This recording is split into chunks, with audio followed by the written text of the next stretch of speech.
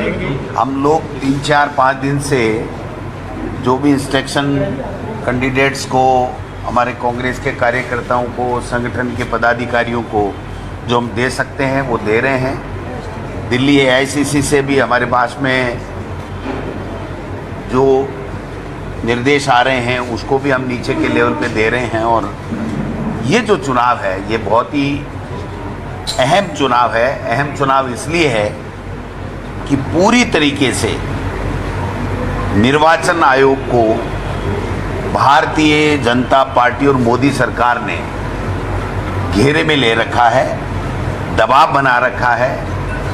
और जिस प्रकार से आपने देखा होगा कि चाहे वो हमारे अखिल भारतीय कांग्रेस कमेटी की तरफ से या प्रदेश कांग्रेस कमेटी की तरफ से चुनाव आयुक्तों को जो भी शिकायतें की गई, एक भी शिकायत के ऊपर किसी को नोटिस नहीं दिया गया।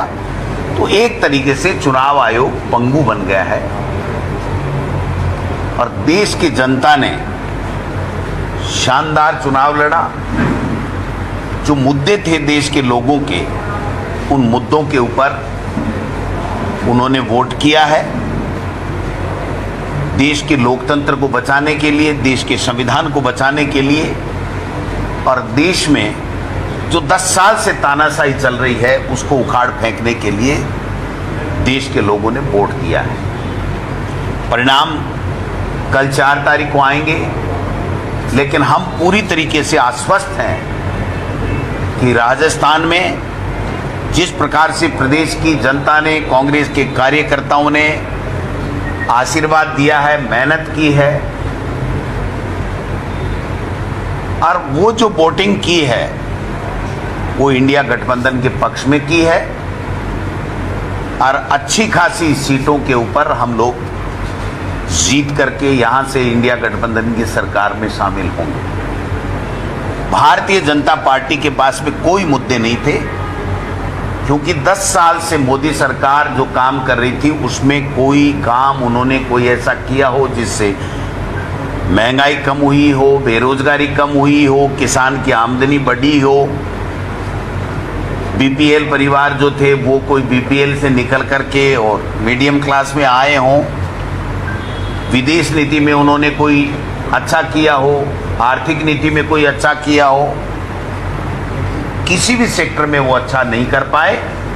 ये जनता में गुस्सा था। और जिस प्रकार से संवैधानिक संस्थाओं का दुरुपयोग केंद्र की सरकार कर रही थी, और विशेष रूप से जो संविधान बदलने के लिए जो इनके MPs, RSS के लोग जो बयान दे रहे थे कि हमें 400 पार चाहिए क्योंकि हमको संविधान बदलना है, तो इन सब चीज़ों को ध्यान में रखते हुए भारतीय जनता पार्टी और मोदी सरकार को उखाड़ फेंकने के लिए देश और प्रदेश की जनता ने वोटिंग की है। और राजस्थान में मेरा ऐसा मानना है कि 6 महीने में जो भजन लाल जी की सरकार है, जिसको हम लोग परिचित सरकार पूरे प्रदेश की जनता कहती है, वो पॉपुलर हो गई इस नाम से क्योंकि वो पर्ची से ही बने थे, बहुमत से या वोटिंग करा के नहीं बने थे, MLA की राय से भी नहीं बने थे।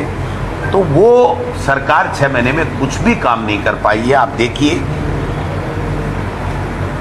2 चीज़ें उन्होंने, यमुना जल समझौता और ERCP का MOU की बातें करते रहे, एक बूंद पानी वो लाए नहीं। वो MOU आज तक उनके मुख्यमंत्री की हाथ लगा नहीं और जनता को वो दिखा नहीं पाए, मीडिया को वो दिखा नहीं पाए। वो केवल चुनाव तक का प्रोपेगेंडा था। और जिस प्रकार का वातावरण इस प्रदेश में जो कह रहे थे कि कांग्रेस के राज में अपराध बढ़ रहे हैं, आज इतने अपराध बढ़ रहे हैं। हमारी नाबालिग बेटियों के साथ में बलात्कार हुए हैं, महिला अत्याचार के मुकदमे बढ़े हैं, आए दिन माफिया लूट, डकैती, हत्या वो कर रहा है, भ्रष्टाचार का पूरी तरीके से बोलबाला है।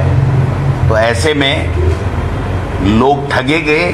उन्होंने कहा कांग्रेस की इतनी अच्छी योजनाएं थी, मुख्यमंत्री चिरंजीवी योजना 25 लाख का इलाज था, इन्होंने न तो कोई गरीब का इलाज किया, हीट वेव जो थी उसके अंदर इन्होंने कोई इंतजामात की नहीं किए, लोग तेज लू से मरते रहे। और यहाँ एसएमएस में 50-50 डेड बॉडी रोजाना आ रही थी, आधी से ज़्यादा वहाँ पर अज्ञात डेड बॉडी थी जो बेचारे कमाने खाने के लिए, मजदूरी करने के लिए यहाँ आए हुए थे, उनकी पहचान तक नहीं की गई। इनके कान पे जू नहीं रहेगी। आखिरी में मुख्यमंत्री जी ने एक मीटिंग ली और पता नहीं उस मीटिंग का क्या रिजल्ट आया, क्या इन्होंने व्यवस्थाएं की। हमारे सामने तो कोई मीडिया के माध्यम से या उनके प्रेस नोट के माध्यम से कोई बात आई नहीं। केवल मेहंदीपुर बालाजी में जाकर के और उन्होंने कहा कि हीट वेव चल रही है, सब प्रसन्न रहें, देश के प्रधानमंत्री जी तीसरी बार बन रहे हैं। इसका मेरे तो समझ में नहीं आया कि हीट वेव का तीसरी बार बनने से क्या संबंध है।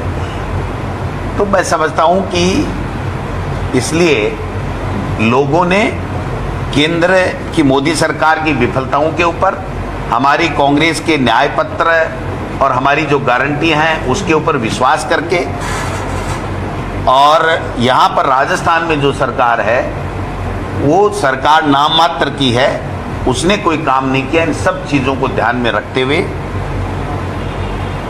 लोगों ने वोटिंग की और कांग्रेस और इंडिया गठबंधन के उम्मीदवारों को जिताने का काम कल की काउंटिंग के रिजल्ट से आए। अच्छा, 295 सीटें अगर आप भी जाती है तो चेहरा कौन है? बताया ना, हम सक्षम हैं तय करने में। और जब पहले इंडिया गठबंधन बना था उसी वक्त ये बात आ गई थी कि इंडिया गठबंधन का पूर्ण बहुमत आएगा और आने के बाद में बैठ करके इंडिया गठबंधन के तमाम घटक दल प्रधानमंत्री के नाम का चयन कर लेंगे और शपथ लेंगे। अध्यक्ष जी, सर कल आपने हाईकमान को एक खड़गे साहब से बात की थी वीडियो कॉन्फ्रेंस से, अपनी तरफ से पार्टी के बारे में बताया कि यहाँ कितनी सीटें आ सकती है। एग्जिट पोल आपने देख लिए, आपका खुद का वोट डोटासरा जी का एग्जिट पोल क्या है राजस्थान और नेशनल लेवल?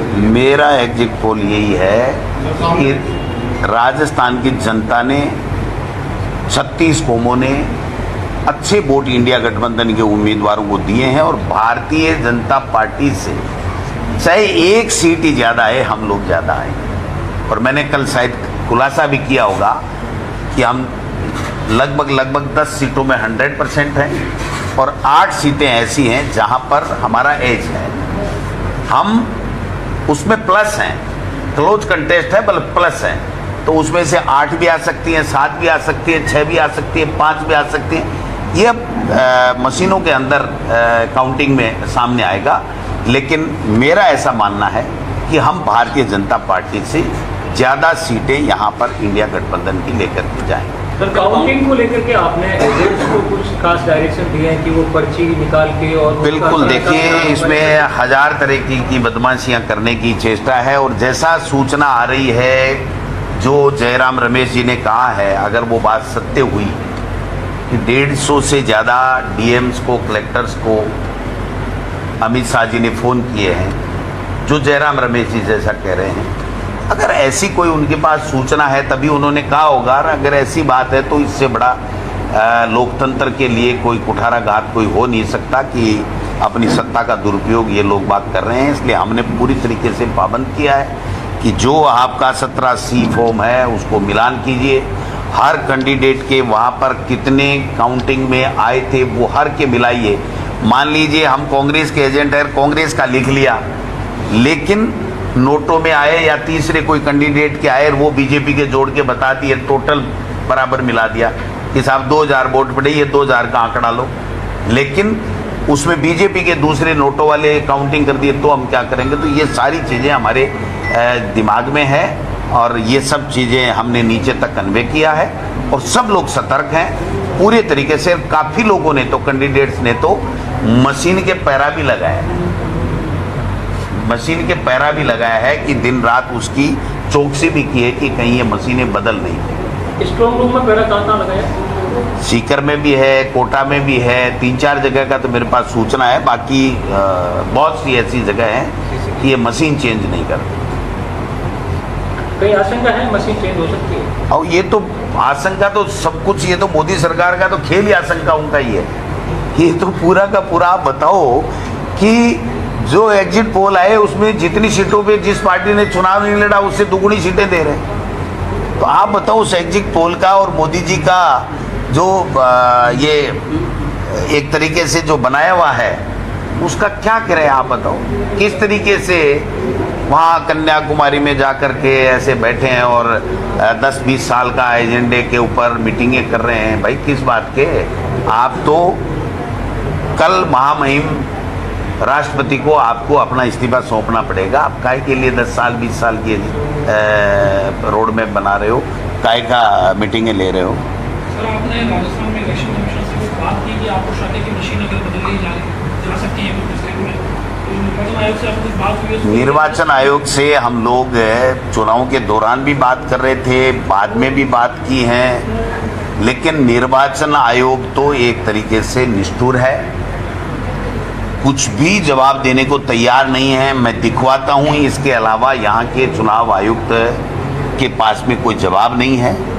हमने प्रदेश कांग्रेस कमेटी की तरफ से 26 शिकायतें हमने की थी राजस्थान से, एक का भी जवाब उन्होंने नहीं दिया और हमने प्रमाण के साथ कहा था कि ये इस तरीके के बयान जो है वो आपकी गाइडलाइन के मुताबिक नहीं देने चाहिए थे और ये आचार संहिता का खुला उल्लंघन है।